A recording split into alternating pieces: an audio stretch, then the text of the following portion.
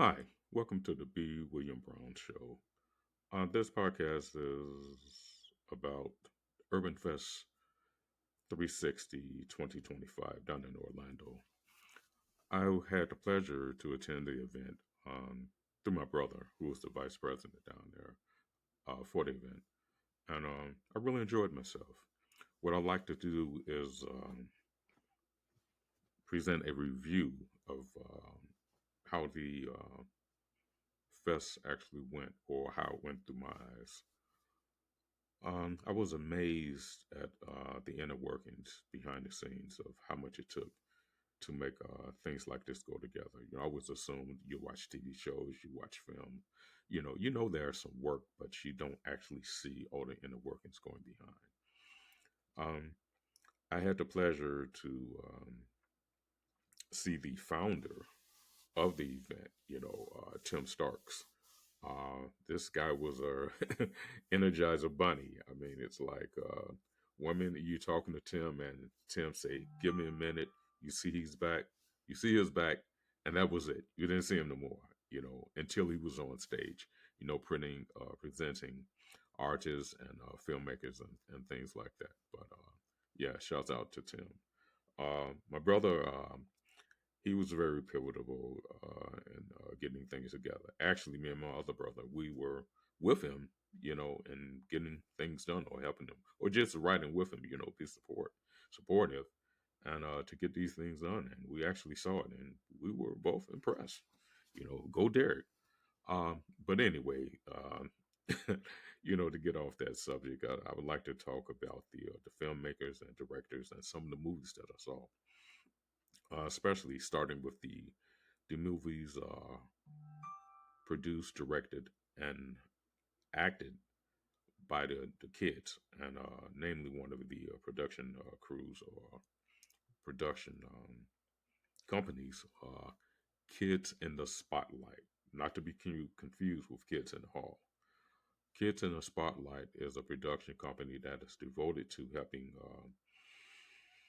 how can I put it, troubled children. And it's based out in California.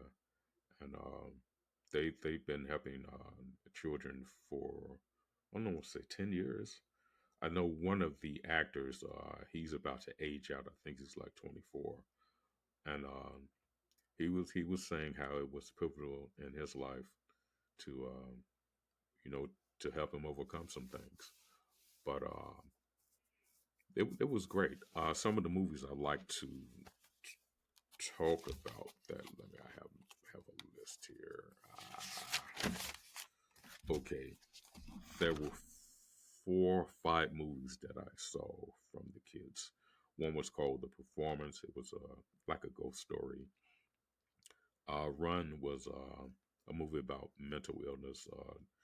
A daughter, she was about to graduate, and her mother became mentally ill, and she had to run from the hospital to the graduation because her mother didn't want her to, fail graduation. A movie named Sucker, put on by the Kids in the Spotlight. It's a pretty good movie about the movie business and how corrupt it was. Somebody stole some money. And the one that really touched me was Rites of Passage. It was based in high school, and you had these two guys who were brothers. One was a foster brother, and the other, he was born into the family, and there was a little bit of rivalry between them.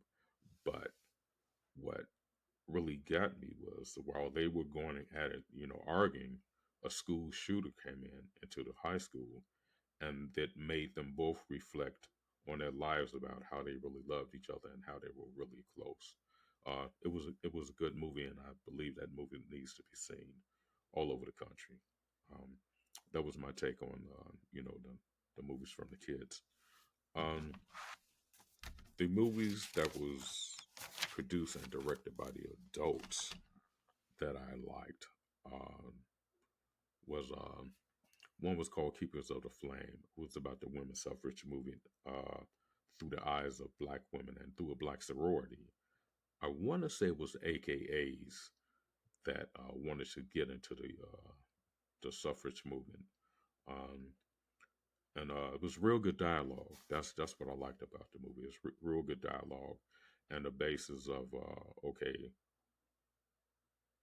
we want to get into this movement that's for women, but we have to ask permission of the white women to get into this movement, which didn't make any sense.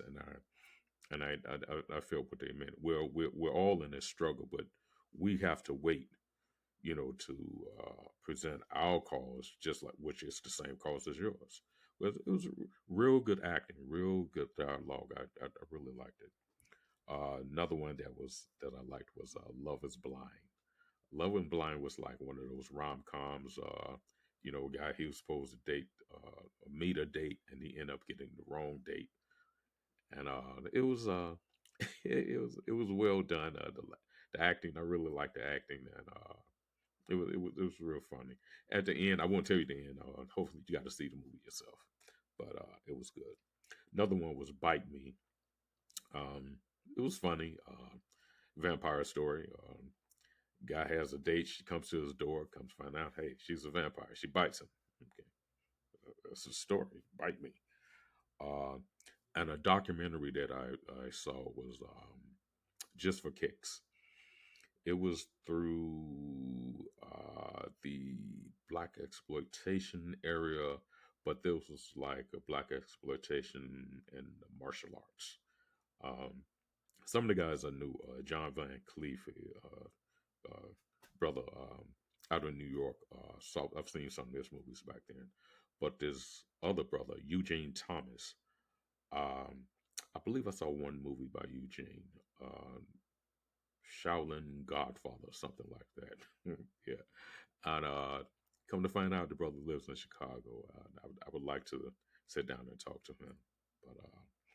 But yeah, that's some of the movies and films that I saw.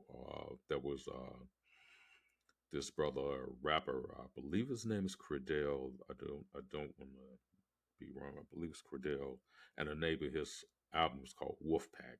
It's like high energy hip hop, gospel. It's positive vibes, stuff like that. But look out for that guy if you can. Look out. I believe his name's Cordell. And with that, I don't want to uh, keep going on with this, but if you can, look out for this. This is something that happens every year. Um, It was actually began with the I believe it was the Orlando Film Festival, but now the founder Tim Stark of the Urban Fest, he kind of want to move this platform or this festival all over the country. And but it's based in Orlando. I believe the next one is going to be in Atlanta next year. Don't quote me on that. I have to find out and I'll get back to you. But with that, keep this in mind. Fest 360. Urban Fest 360.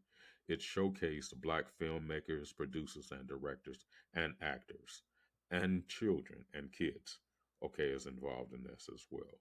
So with that, I'm going to sign off and hope to get back with you with some more presentations on showcasing artists and or producers or people like that. But anyone that's involved in the creative arts. And with that, I'm out. This is the B.William Brown Show. I'm new to podcasting, and I hope to see you soon. Bye. Hmm. Stop.